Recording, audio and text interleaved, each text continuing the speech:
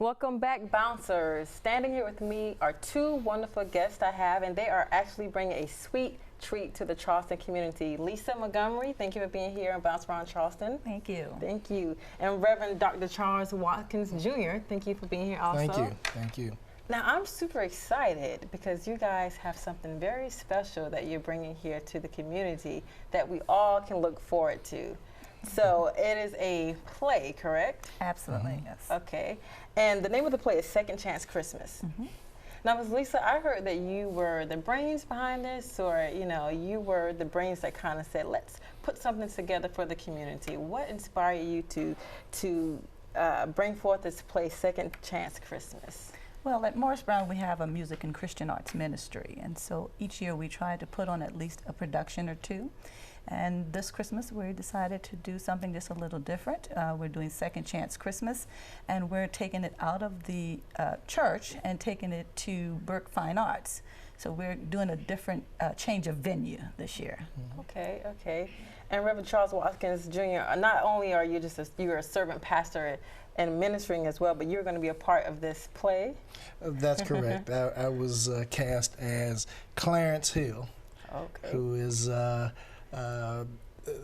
man who tells the story, brings it all together at the end and prays at the end. It's a wonderful opportunity to tell the Christmas story in a very humorous way, but a relevant way where folk can understand it.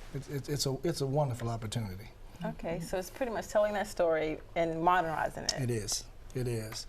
A family arguing, gathered together, no Christmas spirit, knock on the door, a young man and a woman shows up, woman pregnant, happens to be named Joseph, Mary, baby born on Christmas Day. Thus the second chance for this family to understand the Christmas story. Okay, and I can understand, like, a lot of families resemble that in itself. A lot of families have little schisms and isms, but it sounds like this play will be a highlight to promote unity in the family, especially reflecting the Mary and Joseph story. Yes. I like that with the twist. And how important is it, you know, I just think it's great that we're having a play here in Charleston, you know. I think it symbolizes a lot of healing for this community, that this community has faced some rough, trying times. What would you guys expect the community, or the audience, to walk away with after seeing this play? Well, I would think that they would walk away with understanding, as he stated, the true meaning of Christmas, an opportunity to bond, laugh, like you said, healing. So it gives us an opportunity to present this production, and we really hope that the Charleston community would come out and support us. Okay, and I'm sure that all the Charleston community will definitely come out and show out in huge numbers. That's our hope. Okay, and we also have a treat that's coming up.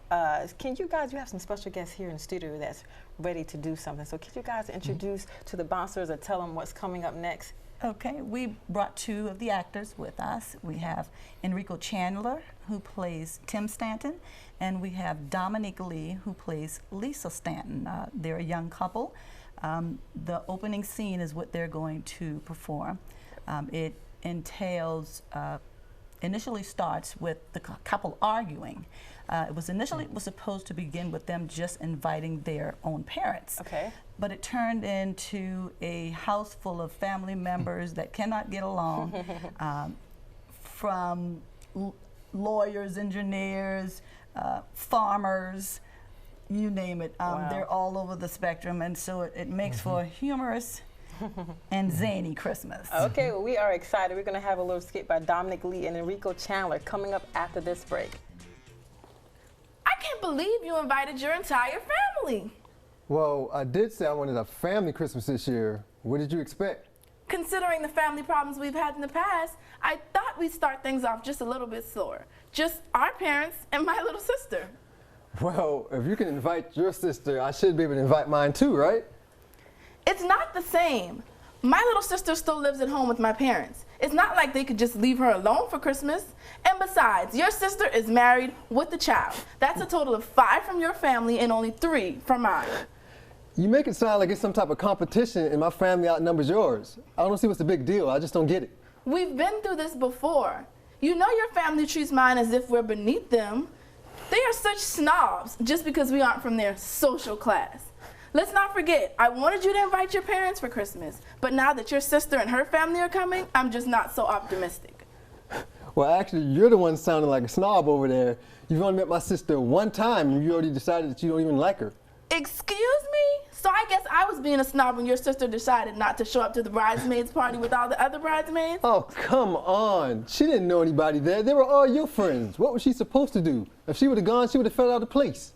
Since when did your sister become so shy? You think that anyone that could barge their way into the CEO's office unannounced and demand they make a contribution to the Save the Earth campaign wouldn't be so uncomfortable with the friends of her sister-in-law? Look, you're being a little too sensitive about this, and frankly, I'm tired of arguing about it. I don't know, Tim. I just have an uneasy feeling about it all, like something bad is going to happen. Lisa, look, we've been married for 2 years. My family should have accepted that fact by now. I just want this to be a holiday that everyone can enjoy. Will you please at least give it a try? I really want things to go well. I've prayed so hard about it, but I just can't stand the fact that your family may feel like I'm not good enough for you. I know that my family isn't rich or... Honey, I've told you 1,000 times. It doesn't matter what anybody else thinks about you, as long as you know that I love you. But can you do me one favor when everyone gets here? And don't act so religious. It makes us all feel uncomfortable. I really wish you didn't feel that way. You knew I was a Christian when you married me.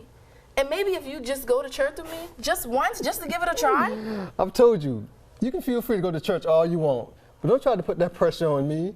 I've seen all those holier-than-thou preachers on TV talking about prayers being answered and miracles being performed. But why should I believe any of that mess, Lisa? What good has it done us?